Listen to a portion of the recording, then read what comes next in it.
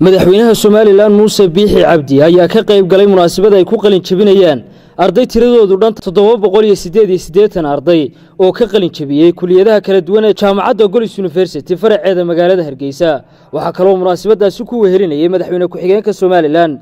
xubno ka tirsan golaha wasiirada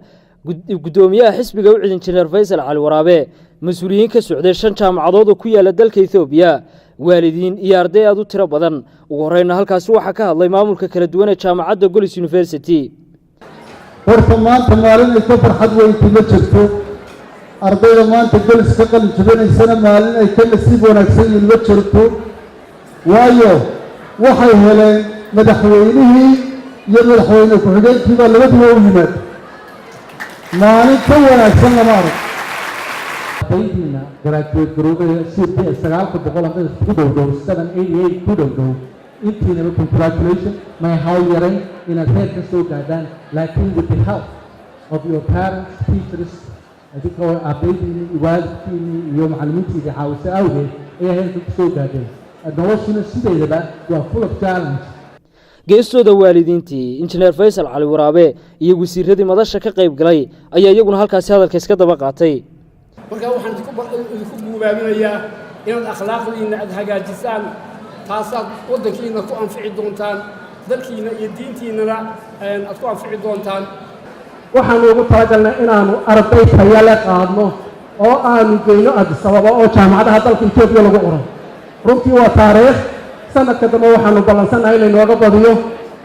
jaamacadaha dalka dugsiyada gaarka iyo kuwa talada waxaan kula dardaarmayaa waxay noo balana sanadka dambe iyo nin walba darajada uu keeno ayuu mar wax ku bixinayna labadii shay ee idin jireen waxay naban iyo dimuqraasiyaysan labadiiba khatar bay ku jiraan waa in labadii ilaashana waa in labadii shaacsan waa in laga daayaa dadka qabyaaladda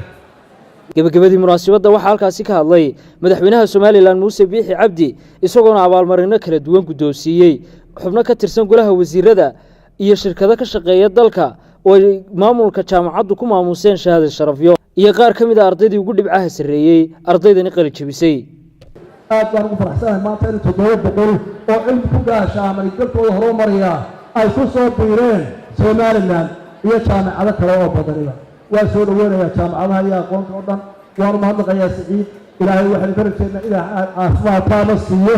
waliba indhaha ilaahay caafimaad taama ka siiyo tacabkiisa ku soo horay wixii kale oo uu shaqeeyay mahadnaqayaa walaalaha isaga inta badan la mid ah macallimiinta waa Idris Bershiya telefishinka Universal Hargeysa